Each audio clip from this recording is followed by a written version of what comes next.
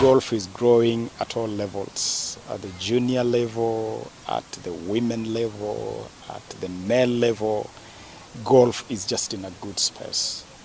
And to receive this team and to say hongera to this team, and at the same time to receive 24,000 golf balls donated by DP World, at the same time to help grow the game of golf at the grassroots, in communities, in our clubs, and just to send a very strong message that golf is not the elitist sport it is projected or painted to be.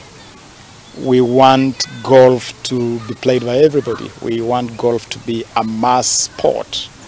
These 24,000 balls are going to go deep into the communities, into clubs, and it's just part of ensuring that we have the right equipment, the right environment, and the right conditions to grow the game of golf all round. So we are delighted, and as government will continue to support this. We'll continue to support the development of golf through the Junior Golf Foundation, through the respective clubs, through the federation that is responsible for this sport, and most importantly, to continue attracting elite platforms and elite competitions to Kenya.